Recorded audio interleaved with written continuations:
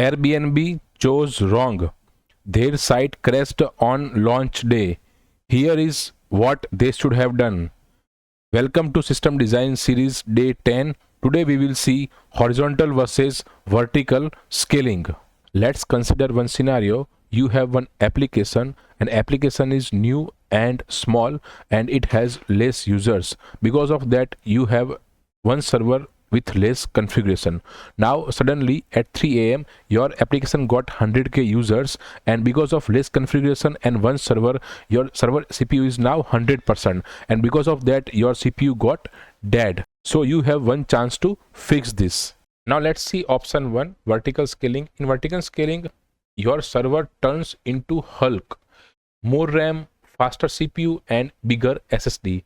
So before 1 week you had this single server with configuration 4 GB RAM, 2 CPU cores and 50 GB storage. But after applying vertical scaling, your server is now monster server, 256 GB RAM, 96 CPU cores and 10 TB storage. Vertical scaling means scale up. So your server is now one beast server. If you take a real example, AWS largest instance has 4480 CPU and 24 TB RAM. Its cost is $218 per hour. Option 2, horizontal scaling. In horizontal scaling, you are cloning your servers like an army. 1 becomes 10 and 10 becomes 100. In horizontal scaling, all the servers are managed by load balancer. Load balancer basically routes the request to a particular server if server is healthy. Netflix has 15,000 servers worldwide and they are growing based on their requirements. So this is horizontal scaling. Now let's talk about comparison between horizontal versus vertical and who wins. 4 versus 2, horizontal wins. Here is what Pro actually do.